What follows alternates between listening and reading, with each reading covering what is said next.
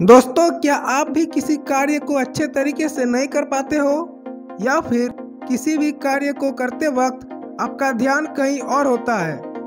मतलब आपका दिमाग एक जगह पर स्थिर नहीं होता है, वह इधर उधर मंडराते रहता है।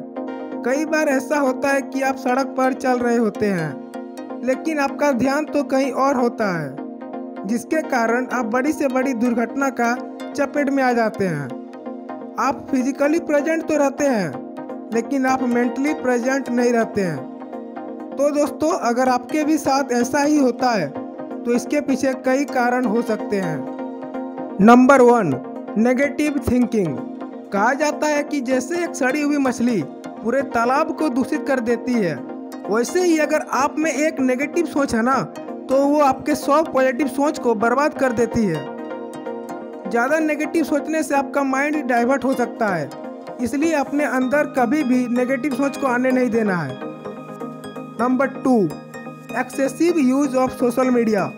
अगर आप सोशल मीडिया जैसे व्हाट्सएप, फेसबुक, इंस्टाग्राम का हद से ज़्यादा उपयोग करते हैं तो आपका मन हमेशा उसी तरफ होता है, जिसके कारण आप अपने कार्य को सही तरीके से नहीं कर पाते हैं। इसलिए कम से कम सोशल मीडिया का उपयोग करना है।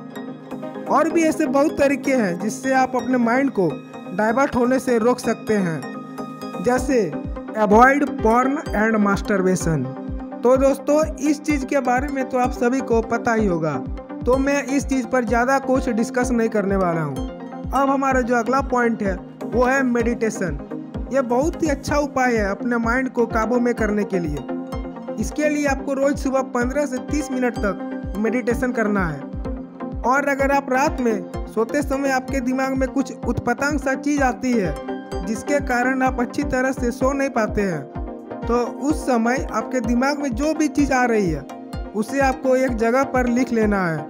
अगर आप ऐसा करते हैं तो मैं आपको दावे के साथ कह सकता हूँ कि आप रात को चैन की नींद सो सकते हैं। इसके अलावा अगर आपको कोई भी अन्य चीज़ें बार बार परेशान करती है जो कि आपको पसंद नहीं है, तो इस केस में आपको उन सभी चीज़ों को एक पेपर पर लिख लेना है और उसको अपने हाथों से क्रश करके डस्टबिन में फेंक देना है। इससे आपको उन सभी चीज़ों से राहत मिलेगी। ये मैं नहीं, साइकोलॉजी कहता है।